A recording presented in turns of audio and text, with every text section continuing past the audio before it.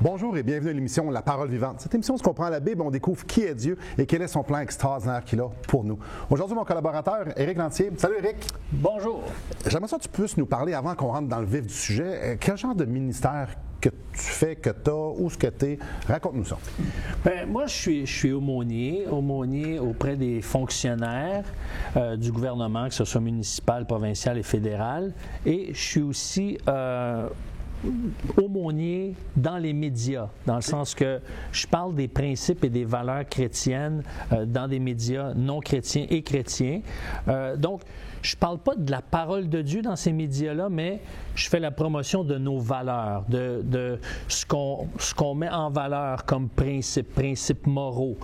Donc, à ce moment-là, je fais, par exemple, je mets en valeur le mariage, je mets en valeur, justement, la fidélité, etc. Donc, tous ces principes-là, surtout ce qui touche l'intelligence genrée, les distinctions entre les hommes et les femmes, parce que c'est une valeur biblique, ça. C'est un sujet chaud aujourd'hui. Là. Oui, absolument. Et je touche aussi de l'éducation des garçons, parce que les garçons, il y a un très haut taux de décrochage dans les écoles. Ouais. Les garçons ont moins, disons, se rendent moins facilement à l'université que les filles. Il y a beaucoup plus de filles à l'université maintenant que de garçons. Ouais. Donc, je touche ces principes-là dans les médias. OK. Éric, depuis quelques années, ça fait pas 20 ans, ça fait même pas 10 ans, il y a une grosse vague, tu parlais d'identité de genre, donc transgenre, non-binaire, plein de mots, puis probablement que certains de nos auditeurs ils ont de la misère à suivre avec ça parce que ça nous sort tellement de nos bottines, c'est tellement nouveau, c'est tellement contre ce qu'on s'est fait enseigner des plus vieilles générations, c'est quoi ça? Puis souvent quand on comprend pas, bien on va juger. On va juger d'une façon froide, des gens qui sont différents de nous, parce que c'est déstabilisant de voir rencontrer des gens qui sont différents de nous. Mon neveu, c'est un gars, il est né gars, puis il est élevé gars, puis là, c'est rendu une femme. Souvent, on va le regarder avec condescendance, arrogance, puis on oublie tout le drame humain qu'il y a en arrière et tout le mal de vivre, le mal d'être. Comment, d'une façon biblique, j'aimerais ça qu'on puisse aborder ça aujourd'hui, comment on fait pour faire face à ça? Justement, de pouvoir avoir un certain regard comme celui que Jésus aurait ou avait lorsqu'il y avait des gens qui ne cadraient pas dans la société. Et pour point de départ, j'aimerais ça lire quelques versets d'une histoire qui va orienter vraiment le ton du reste de l'émission. Donc, ça se trouve dans Jean au chapitre 8. Je vais lire 11 versets. Jésus se rendit à la montagne des Oliviers, mais dès le matin, il alla de nouveau dans le temple, et tout le peuple vint à lui. S'étant assis et les enseignait. Alors les scribes et les pharisiens amenèrent une femme surprise en adultère. Et la plaçant au milieu du peuple, ils dirent à Jésus, « Maître, cette femme a été surprise en flagrant délit d'adultère. Moïse, dans la loi, nous ordonne de lapider de telle femme. Toi donc, que dis-tu? » Il disait cela pour l'éprouver afin de pouvoir l'accuser. Mais Jésus, s'étant baissé, écrivait avec le doigt sur la terre.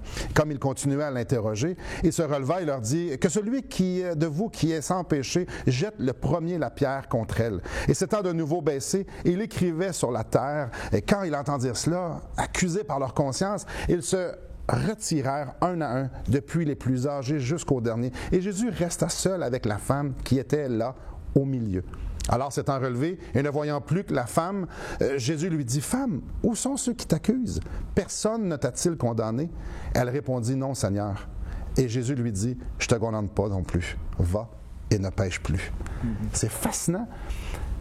Il y a des gens qui apportent une femme prise en adultère qui, socialement, culturellement, religieusement, accorde pas du tout, mais pas du tout. La preuve, ils veulent la lapider. Ils l'apportent à Jésus, puis Jésus, et puis pour le tester, il dit, « Toi, tu fais quoi avec ça? »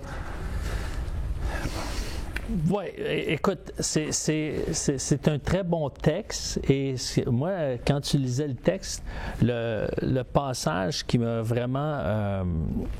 comment dirais-je, qui a déclenché quelque chose en moi, c'est quand il était question de la conscience ici. Qu'est-ce qui est arrivé avec leur conscience? Elle est troublée. Troublée, exactement. Ouais. Souvent, quand on accuse des gens qui ne sont pas selon les règles ou selon les normes chrétiennes ou les normes bibliques, souvent, ça vient chercher quelque chose déjà en nous. Hein? Déjà, là, tu sais, quand on s'irrite envers quelque chose, souvent, c'est un signe que c'est un péché qu'on ne se permet pas et ça nous irrite de voir que les autres, eux, se le permettent. Ça, c'est une chose. Donc, c'est important de tenir compte de cette réalité-là dans un premier point parce qu'on est tous des pécheurs. La deuxième chose, c'est que je ne peux pas demander à quelqu'un, par exemple, qui n'a pas l'Esprit de Dieu en lui, de produire les fruits de ce que l'Esprit produit chez un chrétien. Je ne peux pas lui demander ça. Et que c'est facile à oublier, ça, qu'il y a un temps qu'on ne l'avait pas. Exactement. Puis, il y a aussi des victoires dans ma vie que j'ai aujourd'hui, mais je ne peux pas imposer à quelqu'un d'avoir ces victoires-là parce que je ne les avais pas, ces victoires-là, dans ma vie sur les péchés ou sur des tentations il y a 5, il y a 10 ou il y a 15 ans. Donc, il y a une maturité chrétienne qui vient avec des années. Donc, je ne peux pas demander à quelqu'un, à un jeune chrétien ou à quelqu'un qui n'est pas chrétien du tout, d'arriver au même point que je suis aujourd'hui. C'est pas moi la norme. Ceci étant dit, ce que les gens ont besoin de voir, c'est l'amour de Christ en action. L'amour de Jésus-Christ en action. Voilà. Parce que si je leur dis, viens Jésus, il t'accepte tel que t'es, mais je leur ai dit une semaine avant, mais il faut que tu fasses ça, si tu veux être approuvé. Il n'y a pas de message d'espoir dans un premier temps. On est en train de dénaturer l'Évangile parce qu'on est en train de dire, bien, pour être sauvé, il faut que tu sois sauvable. Il faut que tu deviennes parfait. Il faut que tu sois qualifiable. Exactement. Si tu n'es pas qualifié pour être sauvé, ben, tu ne peux pas. Donc, il faut que tu sois saint avant d'être saint. Sauvé avant d'être sauvé. C'est un poids que personne ne peut porter. Et même, je dirais, Jésus fait des reproches très sévères à ceux qui mettaient justement des fardeaux de standards et non pas de cœur. Les pharisiens, il les pointe très sévèrement. Il dit, vous êtes des aveugles qui conduisent des aveugles, vous les faites porter un poids que vous n'êtes même pas capable de porter. Sans Christ, on n'est pas capable de suivre la loi de Christ. Exactement. Et bien souvent, quand on a ce regard-là vers les autres qui sont différents de nous, c'est qu'on oublie notre propre conscience qui devrait nous accuser de dire hey, « toi aussi, t'es pécheur. Toi aussi, t'es pécheur. » Mais souvent, on va grader ça, on va dire « mais lui, je comprends pas son péché. » Non, toi, tu en as d'autres. Mais donc, tu regardes lui, tu fais « hey, ça fait peur. » Puis c'est différent. Puis surtout qu'on est en train de parler d'identité de genre, non-binaire. Peut-être même, on peut mettre l'homosexualité là-dedans et tout ça. Là, c'est « je sais pas comment gérer, donc je les regarde de haut. » Et en oubliant justement que ma conscience, elle dit quoi à propos de moi? Si Jésus était ici, et c'est ça que j'aimerais ça qu'on puisse parler après la pause, si Jésus était là, il interagirait comment avec ces gens-là? Qu'est-ce qu'il ferait, lui, avec les gens qui ne cadrent pas selon notre modèle biblique ou notre modèle chrétien, ou du moins celui qu'on s'est fait? Comment Jésus réagissait avec ces gens-là? Restez avec nous, c'est de ça qu'on parle après la pause.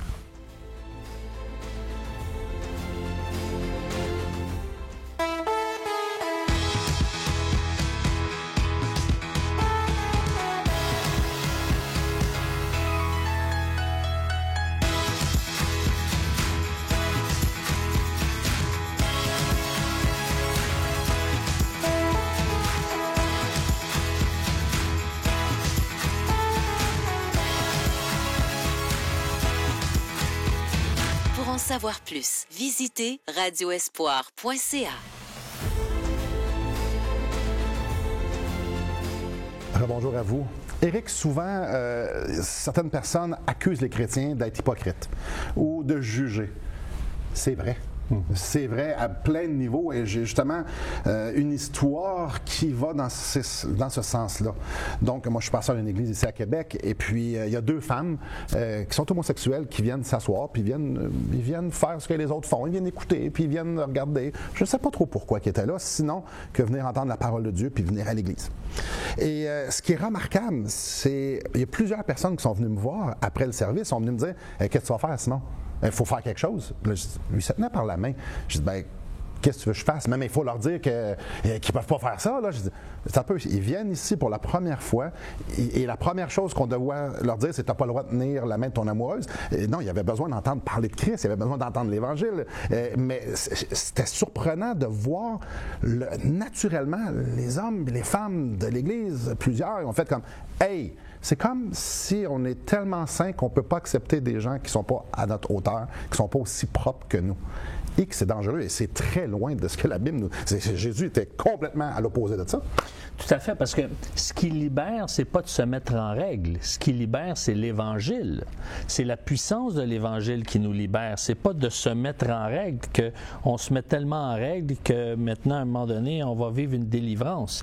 C'est l'Évangile qui vient produire une délivrance, qui vient nous guérir d'un mensonge, qui vient nous montrer qu'on cherche une satisfaction ailleurs et là, on découvre une plus grande satisfaction en Jésus. Alors, c'est important de laisser les gens cheminer, c'est important de laisser les gens prendre le temps d'écouter et ce qu'ils ont besoin, parce que nous, l'Église, on est le corps de Christ, donc la manifestation physique de la présence de Dieu sur terre, OK? D'une manière imparfaite. Maintenant, si nous, on a de la difficulté à les accueillir, comment ils vont pouvoir aller vers Jésus après dire « Jésus t'accueille ». Si on n'a pas vécu c'est quoi cet accueil-là, cette écoute-là, cette sensibilité-là, de les traiter inconditionnellement. On leur parle de la grâce d'une faveur non méritée, mais on dit non, mais tu ne mérites pas de la recevoir, cette grâce-là, parce que tu es trop pécheur, tu es trop pécheresse. Donc, il y a une incohérence dans notre discours et les gens le ressentent, ça. Et c'est tellement pas un bon véhicule pour apporter un évangile d'amour, de paix, de restauration, de réconciliation. Autre histoire. Je suis à Saint-Roch, centre-ville de Québec. Je suis en train de faire des vox pop.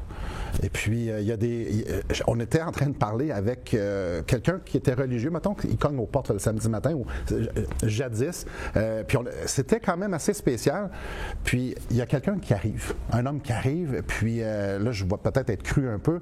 Puis, il arrive, il dit « Je te une tapette. Qu'est-ce que vous faites avec ça, vous autres? » Fait que, moi, je dis, rien, pas du tout, on peut discuter. Mais l'autre est tout de suite parti. Il a fait comme, moi, non, j'aime mieux pas. Et puis là, je parlais avec la personne, mais je dis, écoute, là, il arrêtait pas, il essaie de me provoquer.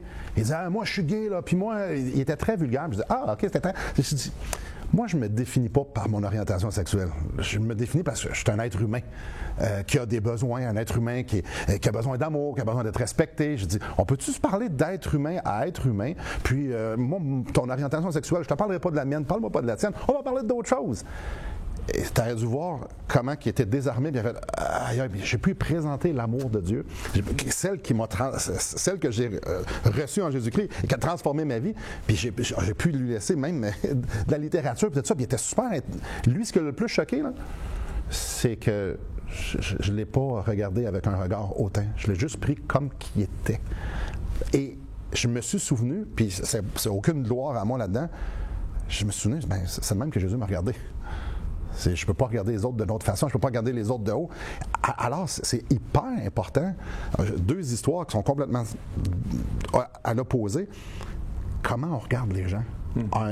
Bien souvent, c'est comment nous, on se voit. Pour avoir un bon regard sur les gens, c'est comment moi, j'ai été aimé par le Seigneur. Et donc, ça va m'aider comment que le Seigneur voudrait aimer ces gens-là. Alors, ça change l'attitude complètement. Absolument, parce que si on dit après aux gens, va prier, va parler à Dieu, s'ils sentent qu'avec les représentants de Dieu, les chrétiens, les gens ne sont pas capables de s'exprimer librement. Et après ça, on dit, tu peux ouvrir ton cœur pleinement à Jésus. Mais l'expérience qu'ils ont eue, c'est pas ça, exactement. Moi, par exemple, j'ai 2 enfants. Puis, il y a un de mes enfants qui a cessé d'aller à l'église depuis plusieurs années. Et moi, j'ai choisi de l'écouter, puis de ne pas chercher à la corriger. Pas chercher à corriger cet enfant-là. Et ce que ça fait, c'est que cet enfant-là me raconte toute sa vie, OK? Puis, il n'y a pas de filtre. Puis des fois, je veux dire, les oreilles me tournent, me frisent. Puis là, je suis là, oh là là, c'est pas chrétien, ça, c'est pas chrétien. Mais je lui pose des questions. Je lui dis, comment tu as vécu ça? Puis, qu'est-ce qui t'a amené à aller là? Puis, je m'intéresse à son cheminement. Je m'intéresse à ses choix. Je la questionne. Des fois, je lui dis, ouais, mais tu te sens bien là-dedans? Alors, vraiment. Et ce que ça fait, c'est que récemment, elle me dit, sais-tu quoi, papa? J'aime tellement ça parler avec toi. Puis là, je suis en train d'écouter des émissions chrétiennes, puis des messages chrétiens. Puis j'ai renoué avec une amie qui est retournée à l'église, puis je suis en train de cheminer. Puis là, je suis convaincu d'une chose, c'est que ce cheminement-là qui arrive à ce point-ci ne serait pas arrivé si j'avais cherché continuellement à la mettre en règle puis lui dire ça c'est pas correct, ça c'est pas correct, ça c'est pas de Dieu. Mais elle s'est sentie accueillie. Elle sait que j'approuve pas ses choix. C'est pas comme je veux passer pour le bon papa. Elle sait que j'approuve pas ses choix. Elle sait. Puis c'est ça qu'elle m'a dit. Je sais que tu penses pas comme moi, mais je me sens pas jugé. Et c'est ça qui fait la différence. Parce que tu n'y as pas imposé de se conformer. Exact. Parce que l'Évangile ne demande pas « conforme-toi ». L'Évangile, c'est « je vais te prendre où ce que tu es » et Dieu va te transformer selon la vérité. Il va former Christ en nous par la puissance du Saint-Esprit. Jamais Dieu nous dit « conforme-toi à ma loi et tu vas être correct ». C'est plutôt « tu es un pécheur qui a besoin d'être pardonné ». Et ça donne bien, Jésus, c'est ce qu'il fait de mieux dans la vie. Il pardonne parce qu'il s'est offert un sacrifice pour nous. Alors, cette idée-là de conformer, cette idée-là de dire « tu dois penser comme moi », cette idée-là, c'est « faut que tu sois parfait avant de rencontrer Christ », cette idée-là que ça prend un certain standard. Prenez la pause, ça prend un cœur très froid, sans empathie, sans compassion et complètement déconnecté de comment nous étions avant de rencontrer Christ. Alors prenez quelques instants, faites un petit examen de conscience. Je regarde-tu le monde de haut, moi? Je les juge-tu? S'il y a quelqu'un qui est différent de moi, qui arrive à l'église, que je le croise dans la rue, est-ce que j'ai envie de m'éloigner? Est-ce que j'ai envie de le conformer? Ou j'ai envie de dire, non, viens ici, viens manger chez nous, j'ai de quoi te raconter la plus belle histoire d'amour qui soit.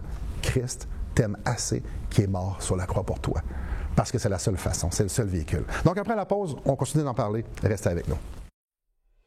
Depuis maintenant 15 ans, nous avons l'immense privilège d'annoncer la bonne nouvelle de Jésus-Christ. Par la grâce de Dieu, nous avons fait plus de 500 émissions, distribué gratuitement des milliers de livres et que dire des centaines de personnes qui ont répondu par la foi à l'appel de Jésus. Aujourd'hui, nous aimerions inviter ceux qui ont reçu cette bonne nouvelle à faire équipe avec nous. Aimeriez-vous avoir un impact dans la francophonie pour l'Évangile? Joignez notre équipe en participant financièrement à la production de l'émission et en nous permettant de continuer à offrir de la littérature gratuitement à ceux qui sont ouverts à l'Évangile. Contactez-nous. Il nous fera plaisir de vous partager comment vos prières et vos dons peuvent faire la différence.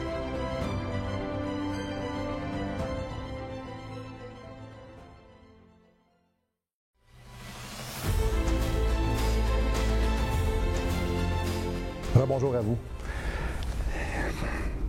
Parfois, on s'habitue au péché. Parfois, on fait des péchés comme ça. Je vais m'inquiéter. Je m'inquiète, puis on pense que c'est la norme. Puis on adoucit ce péché-là. Il y en a qui vont forcer un peu la vérité, plus communément appelé, ils vont mentir. Ils vont rationaliser ça. Mais il y a des péchés qui sont plus flamboyants. Mm-hmm. Puis quand on les voit, on fait comme « Ouh! » Puis souvent, ces péchés-là, il y a beaucoup de douleur, il y a un drame humain en arrière, il y a une désorientation, ils sont bouleversés, puis on regarde juste le couvert du livre sans porter attention, mais il y en a qui souffrent beaucoup, justement, avec cette lourdeur-là de ne pas être à la hauteur des standards des autres. Je pense à des histoires. Ah oui, je pense à des histoires. Je pense à un homme qui, sa mère, c'est une chrétienne fervente et puis qui a vécu des moments difficiles quand il était enfant. Puis aujourd'hui, il va plus à l'église, tout ça, puis il est en colère contre sa maman. Et puis, mais moi, je sais que sa maman a fait de son mieux, puis elle a tout fait pour lui donner le meilleur de ce qu'elle avait. Et quand il me raconte ces histoires-là, je pourrais dire justement, oui, mais ta maman a fait de ton mieux, oui, mais de son mieux, puis regarde qu'est-ce qu'elle fait pour toi maintenant. Non, je rentre pas là-dedans. J'essaye pas de jouer l'arbitre. je fais comment toi tu l'as vécu et maintenant, là, ça t'amène à vivre quoi? Et souvent, là, derrière une colère, là, j'ai appris une chose, j'ai appris qu'il y a 3 choses derrière une colère. Souvent, notre colère, c'est une façade pour cacher une tristesse, une peur ou une déception. Et c'est là que moi, plutôt que de dire, tu n'as pas le droit d'être en colère avec elle, elle a tellement fait pour toi, j'essaie de dire, mais qu'est-ce qui te fait de la peine là-dedans? Et là, d'aller voir, puis de voir que là, quand la personne souffre, parce que lorsque on parle de ce qu'on vit vraiment, c'est là qu'il y a la vérité. Hein? Oui. Puis c'est la vérité qui nous rend libres. Absolument. C'est là, quand même Jacques va le dire, confessez vos fautes, vos péchés les uns les autres, puis vous allez être guéris, vous allez être libérés. C'est quoi? C'est de voir cette lumière-là rentrer dans ce que ça nous a blessés, dans ce que ça nous a fait vivre. Et plutôt que de dire, sois en règle, aie plus de colère, aime-la, elle, pour ce qu'elle a fait pour toi, c'est pas juste. De dire, attends une minute, là. Qu'est-ce qui t'a amené à être si triste dans cette situation-là? Qu'est-ce qui te fait peur? Puis en quoi tu es déçu? Et là, quand la personne s'ouvre, là, elle prend conscience d'une réalité qui n'avait pas été touchée parce qu'on a besoin des uns les autres, on a besoin de parler. Mais si on dit « Ah, t'es pas en règle, va-t'en », quelle expérience spirituelle cette personne-là va vivre pour cheminer? C'est pas attirant pour 2 scènes. Oui, puis elle va rien vivre. Pas toi. Elle s'en va, elle est partie. Puis quand tu regardes, Jésus avec Nicodème, Jésus avec la Samaritaine, Jésus ici, comme on vient de voir. Zachée. Jésus n'arrête pas de parler au monde. Puis même ceux qui veulent rien savoir de lui, ceux qui essaient de le pogner, il leur parle. Puis il pose des questions. Puis il s'intéresse parce que lui, il connaît le vrai problème. C'est un problème de cœur. C'est un problème de cœur brisé. C'est un problème de rêve brisé. C'est un problème. C'est là qu'il va aller toucher. Et lui, il veut vraiment aller au cœur du problème et non pas toute la couverture du livre. C'est les mots qui sont ces pages. C'est là qu'il veut atteindre pour pouvoir faire une transformation éternelle, une transformation durable. Lui, il veut emmener quelqu'un de brisé puis il veut le reconstruire à quelque chose de très beau. Il appelle ça des vases d'honneur dans la Bible. Et nous, c'est difficile. Alors, c'est à lui qu'il faut regarder. C'est à lui qu'il faut regarder comment lui ferait. Ma disposition hautaine, c'est un péché que je dois régler avec lui. Mon arrogance, mon jugement, pousser les autres à vouloir se conformer. Ça ne vient pas de Jésus, ça. Jésus, lui, il est là, pose des questions. Viens, il allait manger chez eux. Le monde était tout outré. Ah, comment ça qu'il mange avec les gens de mauvaise vie? C'est ça que Jésus faisait. Exact. Jésus avait à cœur ces personnes-là. Il dit, je suis venu sauver ce qui était perdu. Exact. Pas ceux qui se portent bien. Aïe, aïe, si on peut juste comprendre ça. Alors, quand on voit des gens où c'est évident qu'ils sont perdus, ou que c'est évident qu'ils sont désorientés, ou que c'est évident... Attends un petit peu. Au noyau, là, il y a un cœur, comme tu as dit, il y a un cœur qui a besoin d'être écouté et qui a besoin que l'Évangile vienne être appliqué là où ça fait mal. Exact, parce que, tu sais, quand la parole de Dieu nous dit que Dieu a choisi les choses viles et folles de ce monde pour confondre les sages, mais pour que ces choses viles et folles soit transformé, puis que ça confonde les sages, il faut qu'il y ait une opération du Saint-Esprit. C'est pas en conformant ces gens-là qui ont de l'air en apparence hors normes ou qui sortent de nos normes ou des normes chrétiennes, c'est pas en les mettant sur un programme qu'ils vont confondre les sages, c'est parce qu'il y aura eu une réelle transformation, une réelle métamorphose qui vient d'avoir vécu une expérience spirituelle avec Jésus et sa parole. C'est le Saint-Esprit qui l'opère. Et ça m'apporte à vous poser une question à vous. Est-ce que vous avez eu cette expérience-là qui transforme une vie? Celle de rencontrer Jésus et qui nous regarde avec un grand regard d'amour et dit « Je t'aime. C'est pour ça que je suis mort sur la croix pour toi. J'ai porté tes péchés pour que tu puisses être libéré du péché et les conséquences du péché. » Toi, est-ce que tu as mis ta confiance en Christ? Ou encore, tu mets ta confiance dans les bonnes actions, dans les bonnes œuvres que tu vas faire ou dans ta religion. Sur quoi tu te bases pour venir combler ce vide-là dans ton cœur? Est-ce que c'est sur Christ et Christ seul ou plein de fausses choses, des illusions qui semblent venir combler quelque chose, mais dans le fond, ça ne tient pas la route parce que c'est éphémère? Prenez la pause pour y penser. Et justement, quand on revient, on va terminer l'émission en vous expliquant ce que la Bible nous dit de comment je peux recevoir cet amour-là, cette paix-là, ce don gratuit, le salut en Christ. Comment vous, aujourd'hui, votre vie peut être transformée? Restez avec nous, c'est ce qu'on va après la pause.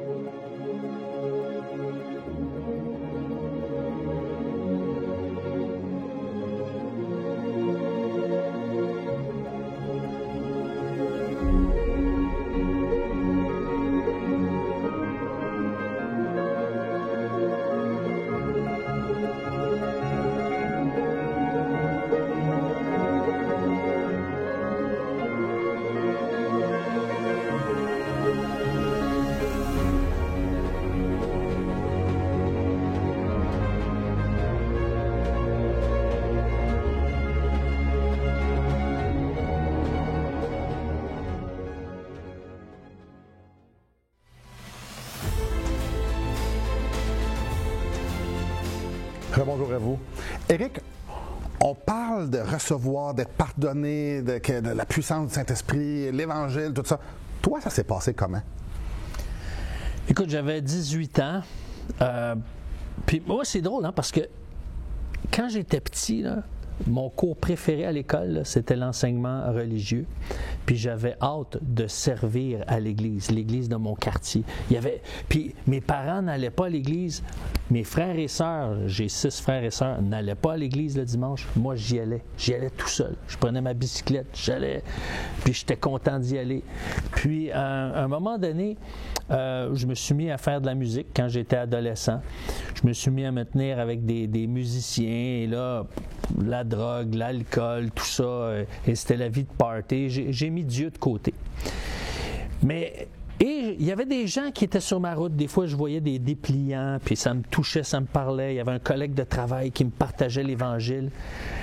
Puis il y a un soir, je me souviendrai toujours, c'est le 14 janvier 1984. Je suis allé voir le pasteur parce que j'avais été invité par un ami à une rencontre un samedi soir. Puis je suis allé voir le pasteur pour le défier, pour dire « Ah, s'il n'est pas capable de répondre à cette question-là, là, c'est un charlatan. » Parce que tout le long, ça avait parlé à mon cœur. J'étais à côté de mon ami Réal, puis il ne sait pas ça de moi. Comment ça, ce pasteur-là dit ça? C'était comme j'avais l'impression qu'il parlait de moi.